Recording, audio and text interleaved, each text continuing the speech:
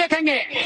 रिलायंस के जितने भी हमारे पास जियो के मोबाइल फोन है सब चेंज करो, किसी और के खरीदो, चाहे आइडिया के लो, चाहे एयरटेल के लो, चाहे वोडाफोन के ले, जिसके लो, लेकिन रिलायंस की कमर तोड़नी है। इसलिए रिलायंस का जियो लेना इस्तेमाल करना बंद करो, चाहे जो हो जाए। इसके अलावा रिलायंस का पेट्रोल लेना बंद करो।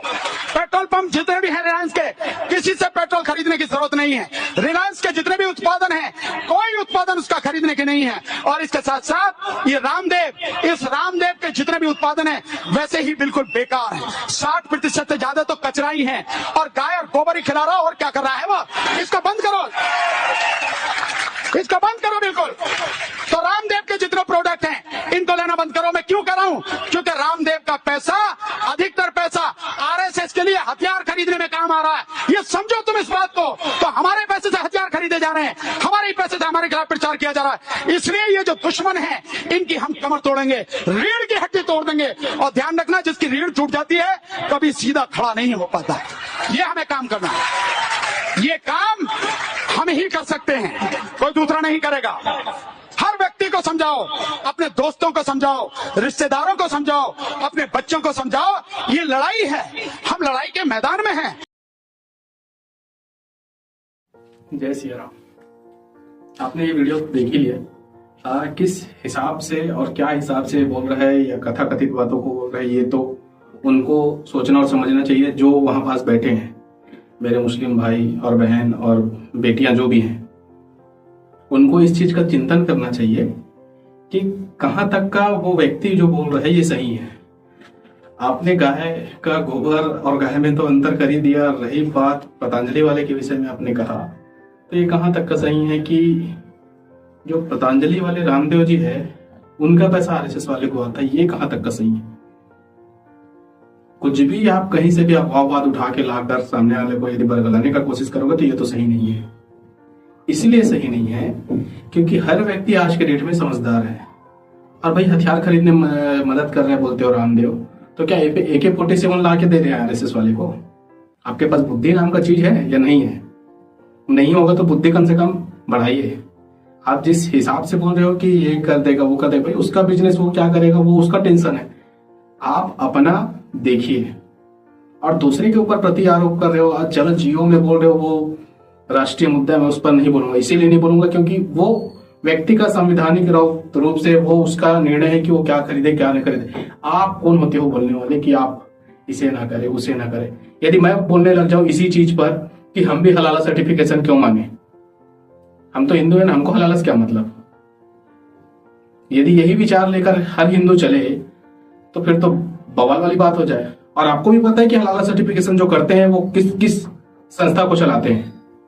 यदि एक एक चीज का आकलन करने लग गया तो सबका फिर धोती कपड़ा सब उतारने लग जाएगा अच्छे से। अरे कम से कम शकल अच्छी ना हो तो बातें अच्छी करनी चाहिए, ऐसा बोलते हैं।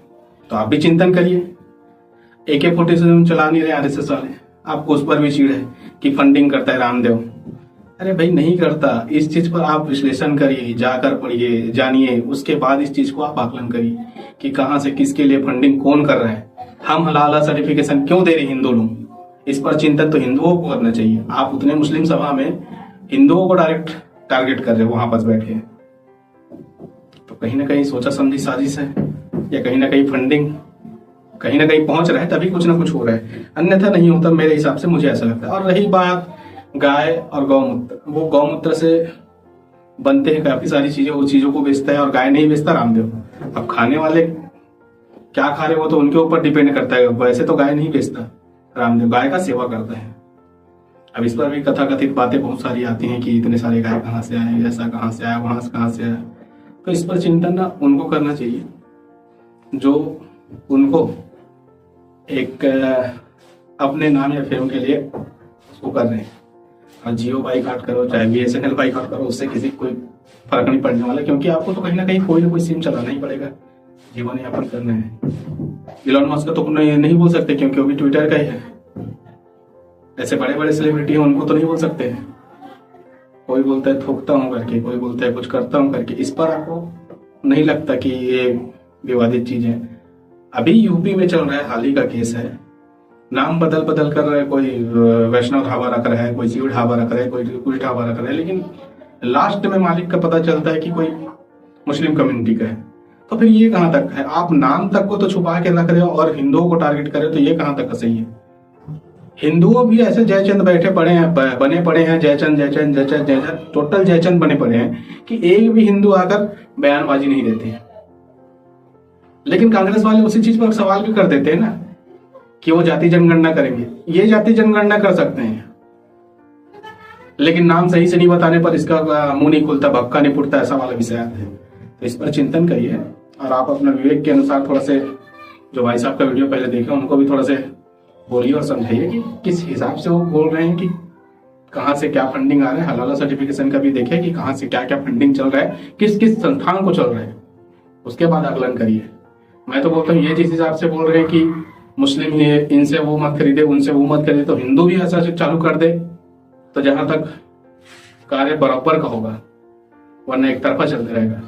बस शब्द यहीं तक का था, बात यहीं तक का था, यही चीज समझाने के लिए आज बैठा था, क्योंकि ये वीडियो देख करके मुझे तो सही नहीं लगा, इसीलिए मैं आपको बताने के लिए। बाकी आपके ऊपर है। जय श्री राम, राधे राधे।